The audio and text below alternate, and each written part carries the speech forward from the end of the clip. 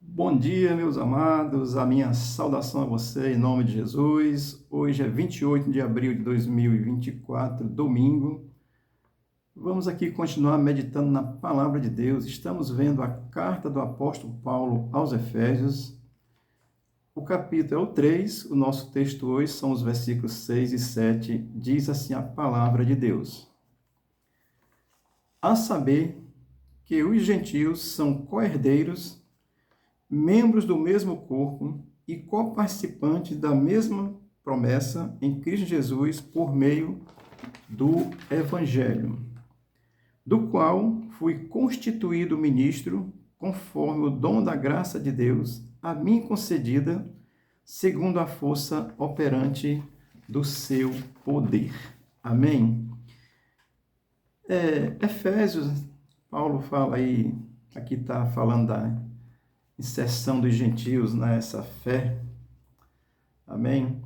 E vamos aqui ao texto, ver, extrair dele aquilo que a gente pode tirar como aprendizado para a nossa fé, para o fortalecimento da nossa fé, daquele que crê na Escritura Sagrada como palavra de Deus, tá certo? Eu creio.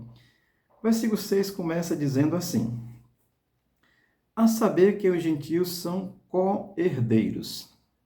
Paulo, ele afirma aqui que os gentios são co-herdeiros, ou seja, companheiros dos judeus, participantes com os judeus, estão agora sendo herdeiro da promessa que foi feita aos judeus. Já falei um pouco nos versículos anteriores sobre essa promessa feita aos judeus, esse povo de Deus, e Paulo está agora dizendo, declarando aqui por essa compreensão de que os gentios agora são co-herdeiros da mesma promessa juntamente com os judeus, conforme o Velho Testamento, tá certo?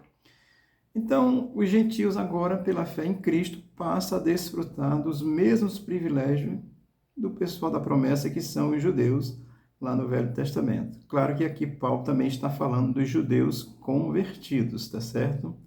Porque os que não se converteram ainda só na vinda de Jesus, que é outro assunto, tá bom? Mas Paulo está dizendo isso, os gentios são co-herdeiros agora da promessa, tá certo?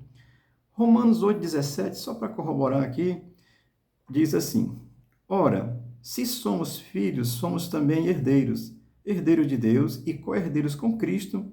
Se com ele sofremos, também com ele seremos glorificados. Amém? Paulo literalmente sofreu pela fé. Cristão ainda hoje sofre por essa fé, tá certo? Mas somos glorificados com Cristo. A glorificação de Cristo na cruz, isso é também um assunto interessante, mas também tem a glória futura da eternidade, tá certo? Mas Paulo está dizendo isso. O versículo 6 vai continuar dizendo assim: membros do mesmo corpo e coparticipante da mesma promessa em Cristo Jesus por meio do Evangelho. Que coisa maravilhosa, né? O Evangelho.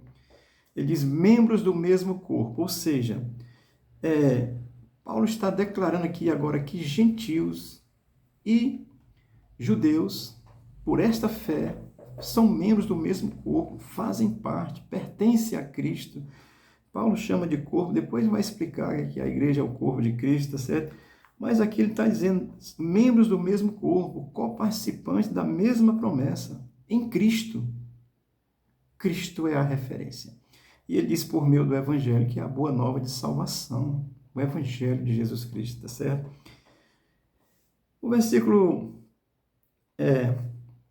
6 faz essa afirmação muito graciosa, tá certo? Deixa eu ler aqui um texto em Mateus 16, 18, que diz assim, isso aqui é Jesus falando para os discípulos, antes dele ser crucificado.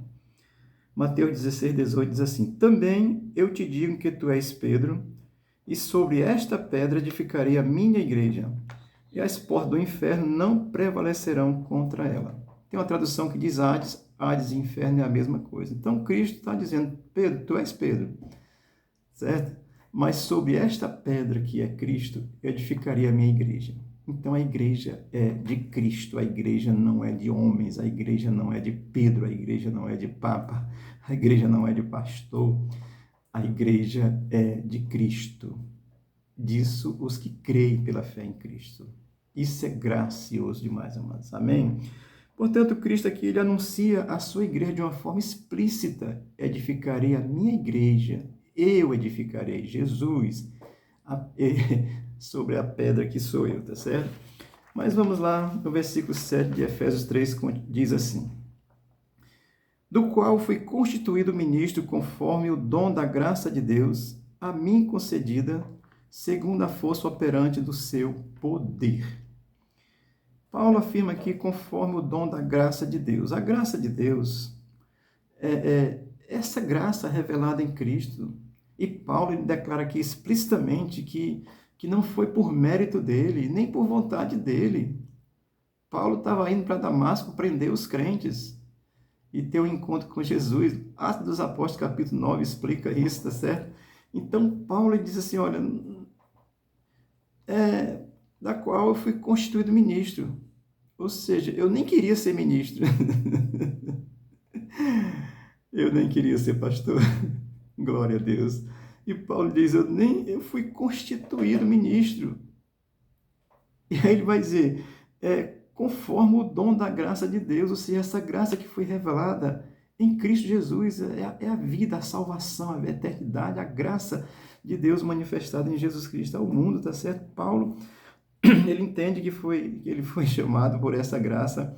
Ele está dizendo que isso não é por mérito dele, é graça de Deus, ele recebeu de Deus, é esse chamado que ele entendeu. Amém?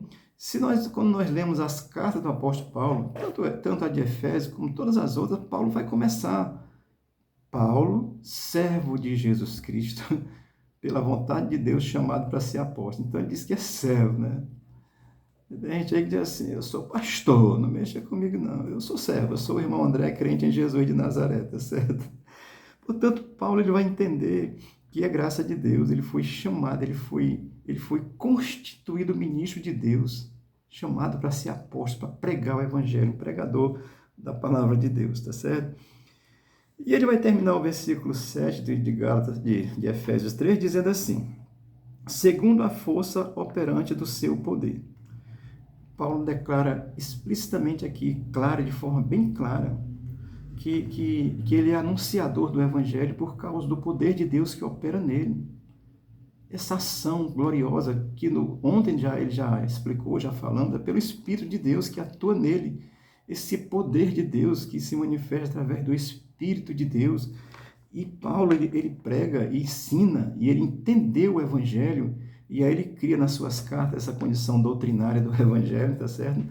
E vai esclarecendo, dando esse escopo doutrinário ao que Jesus ensinou, porque Jesus não escreveu, né? Jesus ensinou, mas Paulo entendeu, ele dá essa forma doutrinária, e ele diz que isso é a manifestação do poder de Deus, pela experiência que ele teve com Deus, porque o Espírito de Deus habita nele, o Espírito de Deus habita no que crê, amém? O Espírito de Deus não está voando por aí assim, igual o Gasparzinho não, tá certo? O Espírito de Deus habita no crente, desde o dia de Pentecostes, ele habita em quem crê. E Paulo tem essa experiência, ele sabe que o que opera nele, que o que ele faz é através dessa operação gloriosa e graciosa do Espírito Santo de Deus que opera na vida de um crente, faz ele entender, faz ele crer. Amém? Deixa eu ler aqui o que Paulo escreveu em Gálatas capítulo 2, versículo 8, que ele diz assim, pois aquele que opera eficazmente em Pedro para o apostolado da circuncisão, também operou eficazmente em mim para o apostolado aos gentios. Paulo está declarando o mesmo Espírito que fala através de Pedro, para que ele pregue aos judeus, para que os judeus se convertam, porque Pedro era judeu e tinha se convertido, Paulo também era judeu e tinha se convertido, mas ele vai entender, o mesmo Espírito que opera em Pedro, opera em mim, para que eu pregue aos gentios, para que eles também sejam salvos pela essa graça que foi revelada a mim, Paulo. Amém? Portanto, tomar essa reflexão aqui muito breve, Paulo, ele tem esse entendimento e ele vai declarar que o que ele faz por causa da graça de Deus revelada nele, na pessoa de Jesus Cristo, através do Evangelho, o Evangelho de Cristo, que é a boa nova de salvação. Amém? Uma reflexão muito breve. Deus te abençoe, o Senhor te ilumine, que o Espírito de Deus revele essa graça salvadora a você, e você possa crer em Cristo, exclusivamente em Cristo. Amém? Olha, Paulo depois ele estudou. Estudar é natural, é normal, temos que estudar e aprender. Mas a primeira coisa que vale é a conversão. Você ser teólogo sem ser convertido, você vai fazer bobagem. Se você for um teólogo convertido, você vai fazer alguma coisa, tá certo? Porque você pode mesclar o conhecimento com a fé, que a fé é prioritária. Eu tenho um curso aí de teologia, meu básico, tá certo? Mas o curso de teologia veio depois. A fé vem primeiro. Que Deus te abençoe, Deus te guarde, Deus te ilumine, abençoe a tua casa e te revele a graça salvadora pelo Espírito de Deus e através do Evangelho. Amém.